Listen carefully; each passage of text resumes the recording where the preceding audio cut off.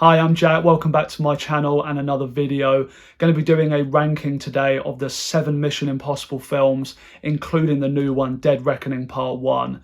And yeah, I've really enjoyed binging these again recently, leading up to the new one.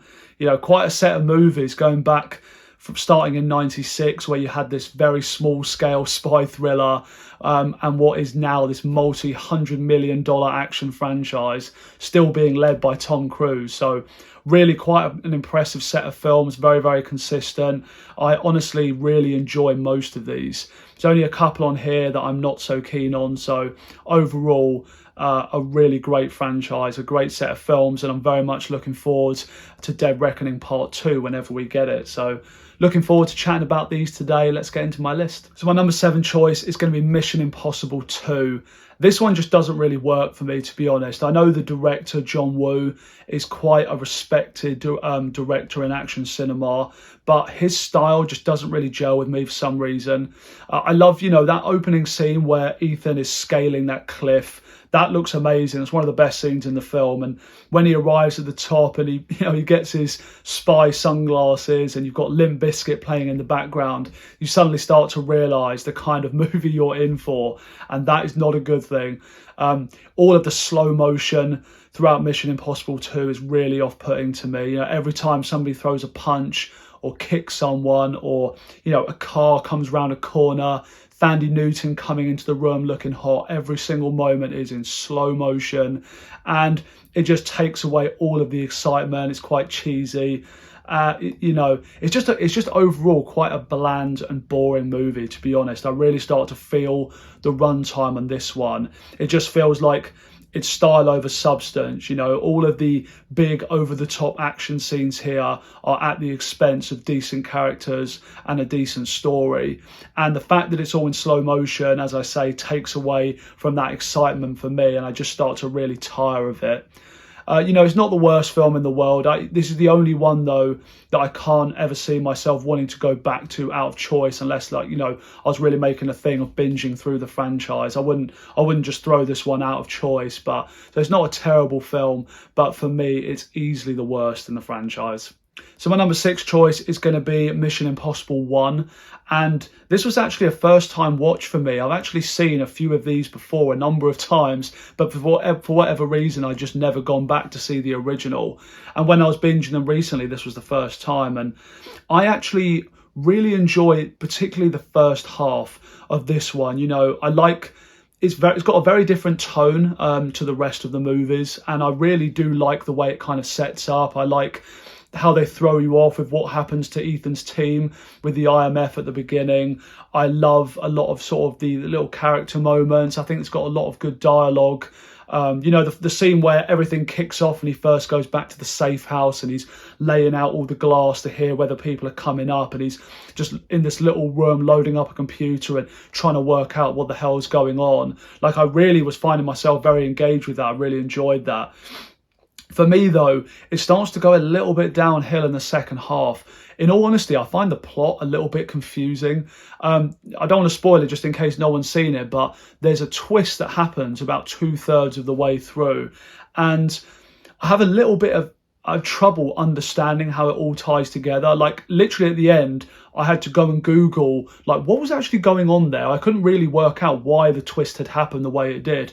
And it seems like this is a well-known thing that online multiple people at Google being like, sorry, how does all that tie together?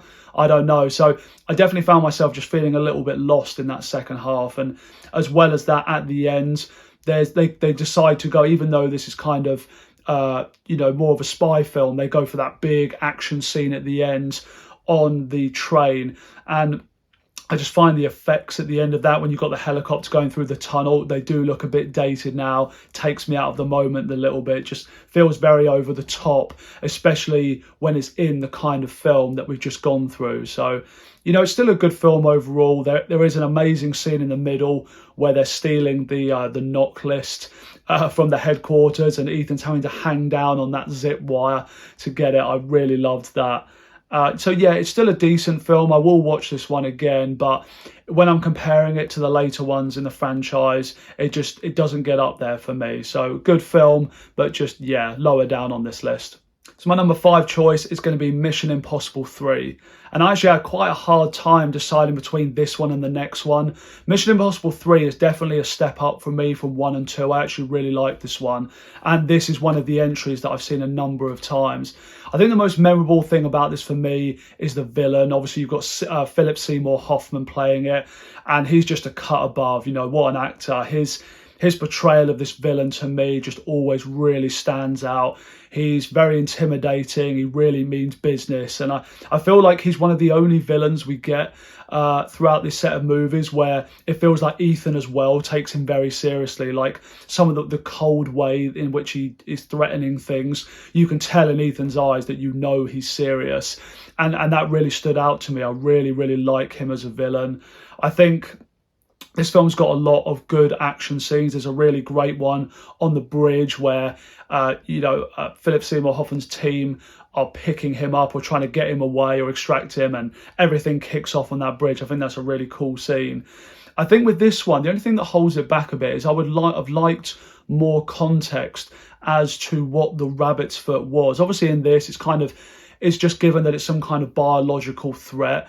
But I think it actually is quite important to tell us what that is doing, because especially in later films where Ethan's in situations where he's basically having to make decisions between who he saves and what he's putting at risk in return for that. Like certain states where he'll save someone even if he knows somebody else could potentially die or some threat could be released or whatever. So not really knowing what that is, I feel like is missing something here, especially when you have the context of the villain taking Ethan's wife and everything. So I could have done with a bit more there. And other than that, though, I can't really criticise this movie. It's still really great. I just think maybe it doesn't as well have quite the level of excitement that some of these later ones do. Like when I look back, just the ones after this for me, just every single scene really pops. Whereas not so much with 3, even though overall I do think it's a really solid film. So that's where I'm putting it. It's coming in at number 5. So my number 4 choice is Ghost Protocol. And this one for me really stands out because of how unbelievable that action sequence is, where Ethan's in Dubai and he's having to climb up that glass tower. I just think that's such an unbelievable scene. I wish I'd seen this back when it was out in the cinemas. And, at the end when he'd completed that bit of the mission and he ends up just jumping out unexpectedly and running back down, looking down. Oh, it makes my hands sweat watching that. I loved it. And that whole sequence as well in Dubai, where they're having to do the switch out with the nuclear codes and everything. It's just a very exciting scene.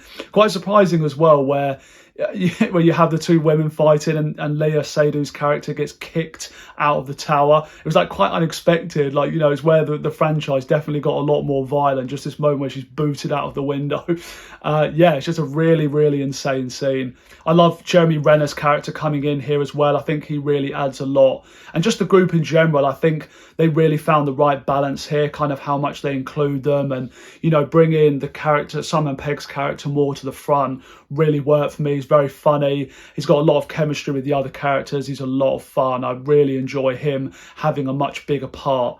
And so this is a really great film. I don't have a lot bad to say about it. What brings it down for me a bit though is this doesn't have the most memorable villain of these entries, and especially it's a shame as well because this was, if I'm right, this was the actor that played the villain in the first John Wick. And he's really good in that. He's got a lot of charisma. I remember him being quite personable. He was quite entertaining to watch. Whereas here, they don't really give him a lot to do. He's sort of a very generic, Russian villain stealing nuclear codes. And it's a bit bland, not particularly memorable. And so I feel like when he gets away in the sandstorm in Dubai, once that whole sequence is over, the movie isn't quite as good as the first half, I would say. So I know some people really love this one, but that for me is why this one doesn't stand out as much and doesn't go quite as high as some of these later films. So my number 3 choice is Rogue Nation. And as you can probably tell now from this list, that means my top 3 are all of the Christopher McQuarrie films.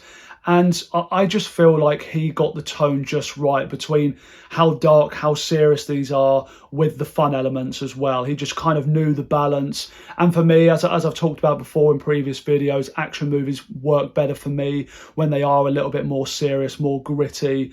I do just find myself feeling more invested. And I definitely felt that here with Rogue Nation. I feel like this is the point where this is what's really brought the franchise up as now one of my favourites. And in this one, yeah, a few things really stand out about this one. The introduction of Rebecca Ferguson's character. She's my favourite character in this franchise. I absolutely love her. She's very mysterious. You know, the fact that throughout the film, you don't really know what her deal is. And you can totally see why Ethan's very intrigued by her and why they have a lot in common. But at the same time, she's kind of, you're not really sure where her loyalties really lie. Just a fascinating character to watch.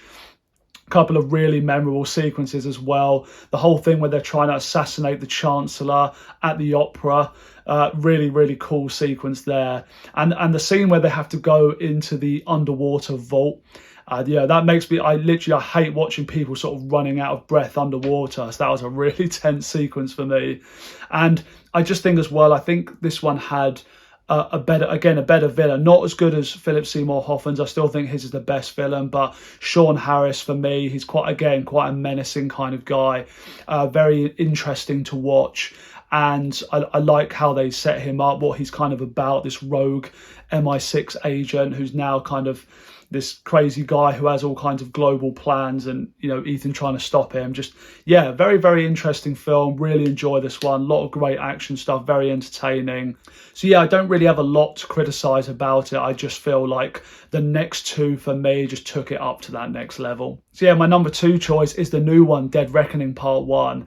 Absolutely loved this movie. I won't go into too much detail because I have done a full review for this, which I'll leave a card for if you want to hear more of my thoughts, like more in-depth thoughts on all of the film. But yeah, fantastic entry. I have to admit, this is the first one that I've seen in the cinema, which I'm ashamed to say, but I'm so glad I can say now I've finally seen a Mission Impossible at the cinema, and it's so worth it because it's pretty breathtaking. You know, the big scene that's been marketed with Tom Cruise taking that motorbike off the cliff, absolutely fantastic.